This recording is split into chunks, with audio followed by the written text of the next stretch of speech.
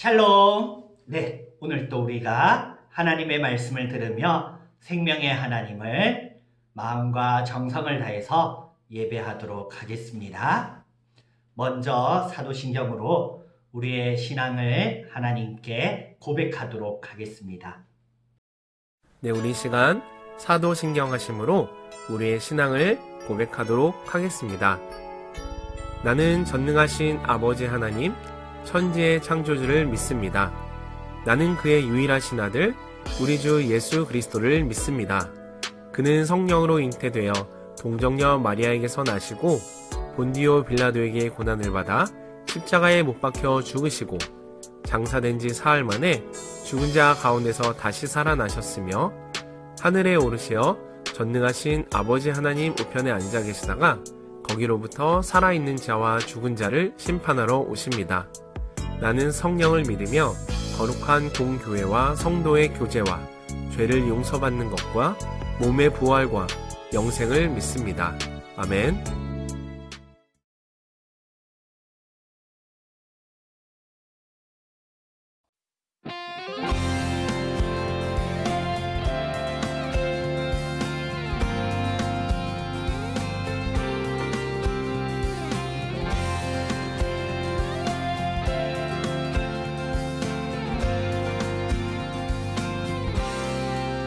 내 주님과 함께함이 복이라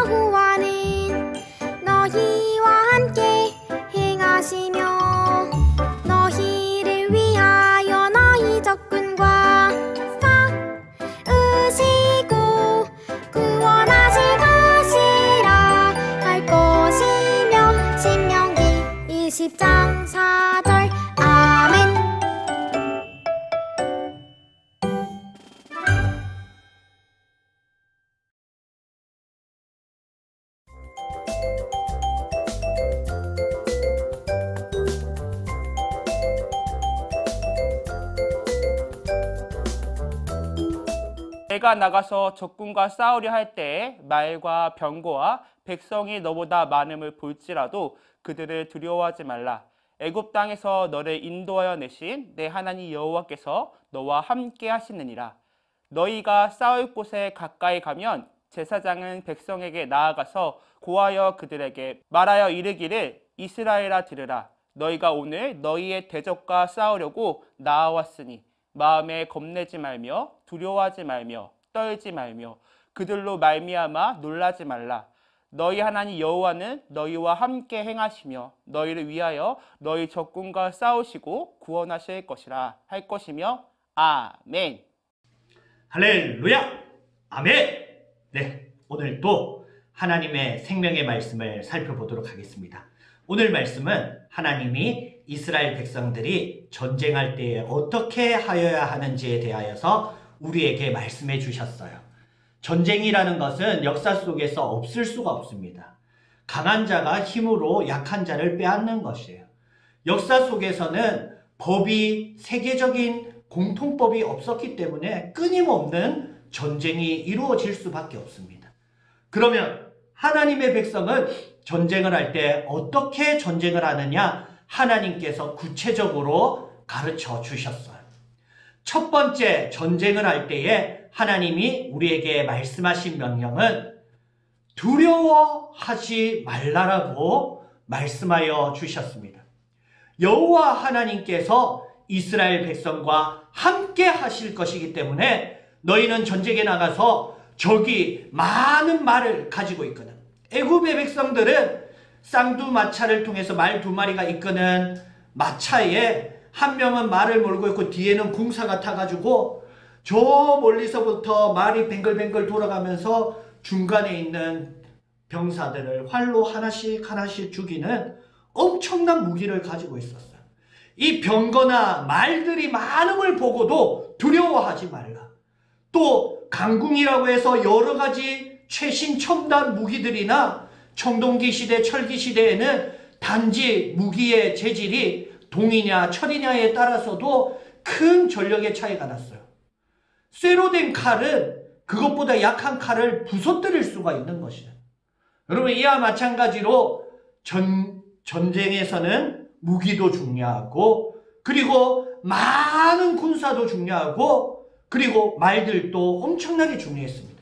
그렇지만 하나님께서는 우리에게 말씀하시기를 그 많은 것을 볼지라도 두려워하지 말라. 왜냐하면 하나님은 이 전쟁에서 직접 싸우시는 하나님, 또 하나님의 천군 천사들로 불러서 함께 싸우시는 하나님이십니다. 예전에도 엘리사의 종이 게하시가 있었어요. 이 종이 많은 군사가 쳐들어왔음을 보고 두려워서 떨고 있었어요. 그때 엘리사 선지자를 통하여서 게하시의 영적인 눈을 싹 열어주니까 그 많은 군사들 뒤에 하나님의 천사의 군사들이 오히려 그 많은 군사들을 치려고 준비해 있는 것을 보았습니다. 마찬가지로 하나님은 우리를 위하여서 싸우시는 하나님이다 말씀하여 주십니다. 너희가 애굽 땅에 종되었을 때에 10가지 재앙으로 너희를 건져낸 하나님을 알지 못하느냐?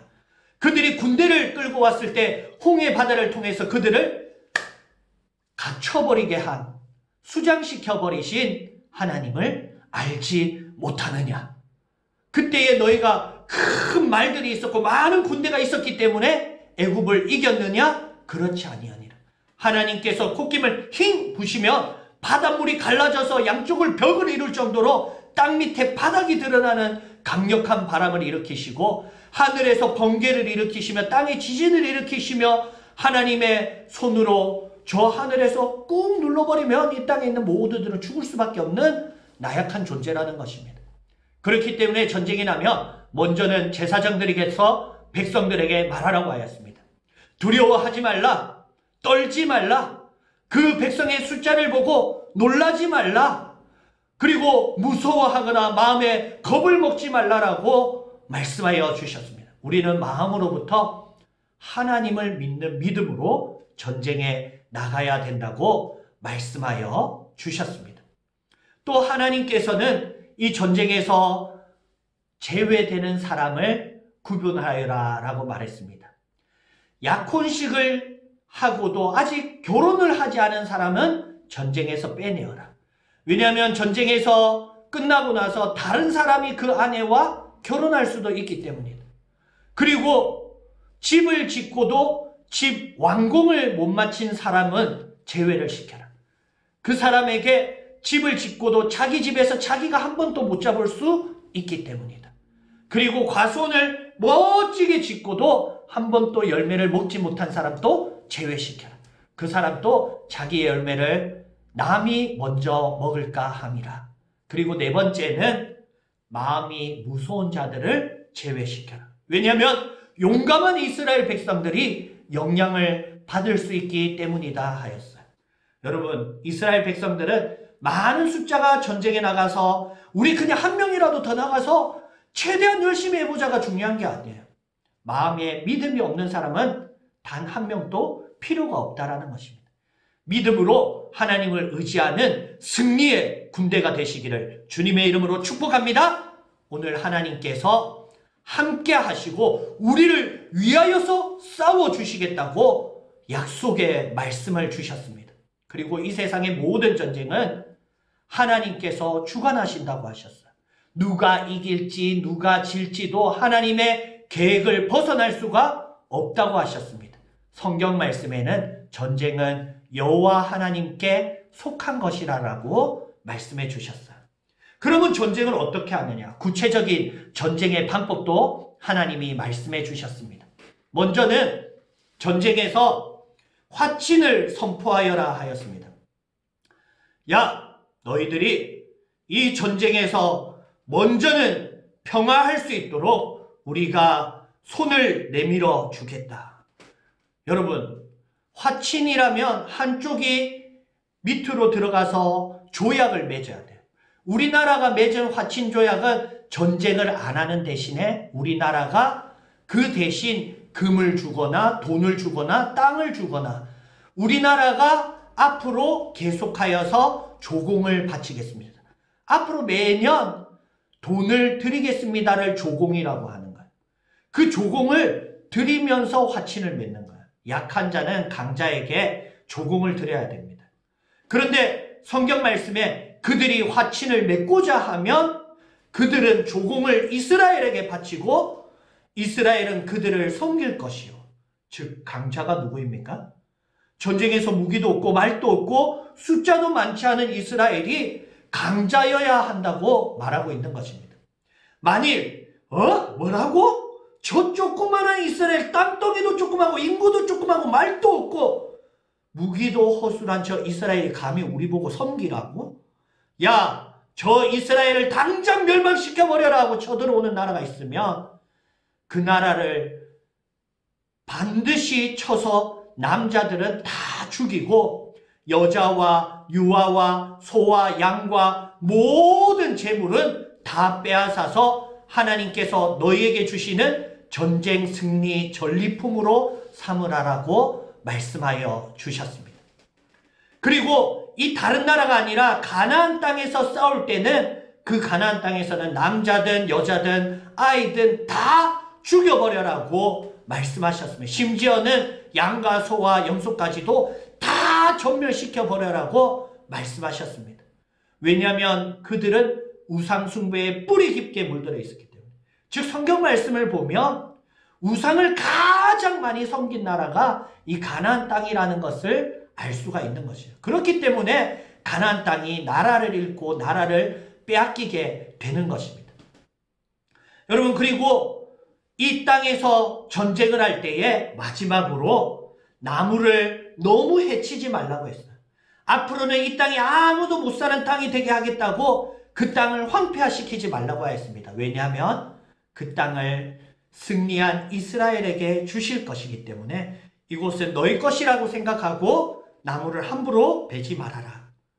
그렇지만은 특별히 과일나무는 베지 말되 전쟁의 무기를 위하여서 나무를 통하여서 공성 무기를 만들어야 될 때, 성을 공격하는 큰 탑을 만들어서 앞으로 끌고 가는 마차를 만들거나 할 때는 그것을 저 멀리서부터 가져올 수가 없지 않습니까?